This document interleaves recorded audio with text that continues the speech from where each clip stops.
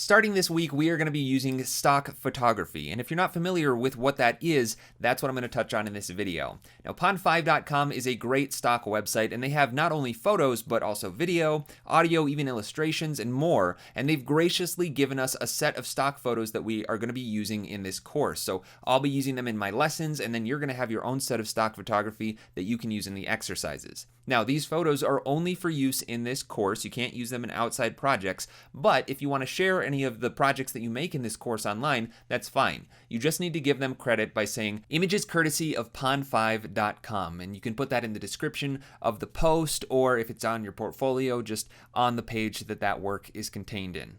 Now, what exactly is stock photography? Well, it's basically photos that professionals have taken of basically any object you can think of that you can pay for and use in your projects. Now, different stock photography websites have different licenses for their photos. Some of them have restrictions on how many times that photo can be seen or used in a project.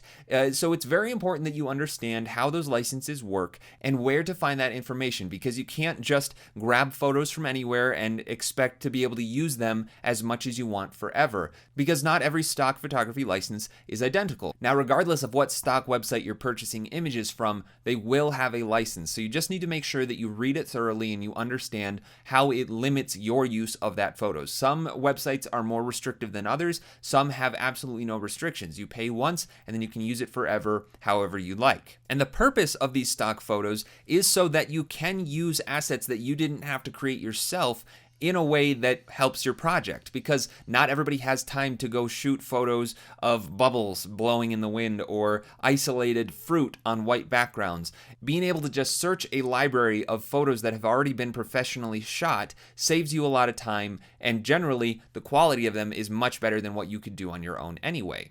Now, if you're thinking to yourself, I just use Google Images, why can't we just pull images from anywhere? It's because we don't own the rights to every image on Google Images. That's just a search engine that's scouring the internet for photos. And there are ways to look at photos that have licenses that allow you to use those photos through Google Images. But the problem with that is it's not very reliable, because anyone can upload an image and claim that it's theirs and say that, I'm releasing this under the Creative Commons license, that anyone can use this photo for whatever they want, no strings attached, no attribution required, which sounds great. But the problem with the internet is people lie, steal, and cheat on the internet, and there's no way of knowing that they are actually the original author of those photos. And that's why Google Images is not a good place to go looking for photos.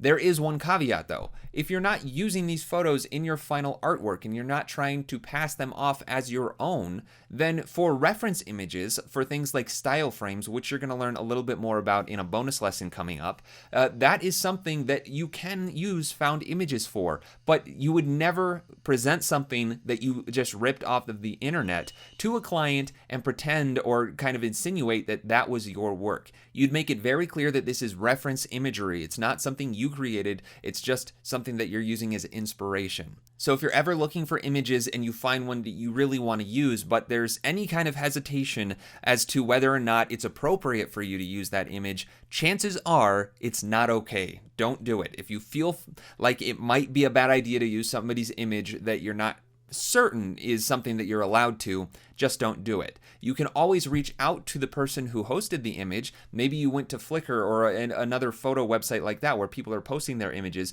and you could ask that photographer directly, whoever owns that image, if you could use that photo. But a lot of times the photographer or whoever owns the rights to that photo will require that you give the author attribution. And in most cases, that's not possible, especially with motion design. So chances are you're not going to want to go to websites that require that kind of attribution. Stick to stock photography sites. Yes, they do cost money, but they free you up from any kind of legal issues. Now, there is one website that I'd like to show you which actually does allow you to use anything on it for whatever use you want, no restrictions whatsoever, and it's called Unsplash. So this is the website right here. It's called unsplash.com. and it's full of really nice looking photos. So you can just browse whatever's in this list, and this is updated all the time. These are all user submitted photos, and the photographers themselves are submitting it here, fully understanding that these photos are going to be accessible to anyone that wants to use them. No attribution required whatsoever. But let's say I just want to search for something like fruit, and I type that in, and there we go. We've got photos of fruit. There's a banana on a yellow background. We've got some apples, some cherries, pineapple. So there's lots of variety here, and like I said, this is growing. It's a growing library. All the time, new photos are added. The thing with this website is that it's not very specific. If you went to a stock photography website and typed in banana, you would probably find 5,000 bananas shot in 5,000 different angles, mostly on white backgrounds, so that you could easily cut them out. This photo is perfectly acceptable of a banana. You could cut that out from the background, no problem, but you can tell this was stylized. It was put on a yellow background. This peach is on a pink background. There's nothing wrong with these things, but you just have to understand this website is not going to provide you with all of your photo asset needs. If you need something like a watermelon background, there you go, or blueberries in the background, you've got it. And you can use these photos however you want, and you can even come right down here, go to the do whatever you want license, and this is where it's going to explain the license and how you are free to do with whatever you want with these photos, so long as you're not putting them in another collection, hosting them on another website, trying to sell them or something like that. They belong here on Unsplash, but they are free to use for anyone. And another really nice thing about Unsplash is that it does keep the information about the original photographer. So if I were to try and download this, it's going to give me this little pop-up that says crediting isn't required, but it is appreciated and allows photographers to gain exposure.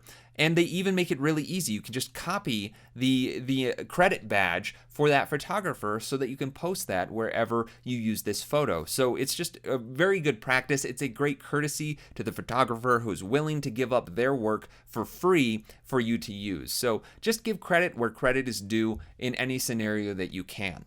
One last thing on licenses for stock photos is that a lot of times you'll see something for commercial use and something for personal use, and those are kind of self-explanatory. You can sometimes find images that are free for personal use, but if you want to use it commercially, in other words, trying to make money or it's for a client, then it is not free, or you have to pay a different fee for that license. So this is kind of where you need to just be a good person and do not try to use something that says it's for personal use only in a commercial work. There are people who will take legal action if they find your work without a proper license in a final end result. So just like I said, be a good person, follow the rules, and get the proper license to the assets that you use. Now, you're not going to need to worry about any of that licensing with this course, but if you start looking at stock photo websites, now you have a little bit of an understanding of what to expect.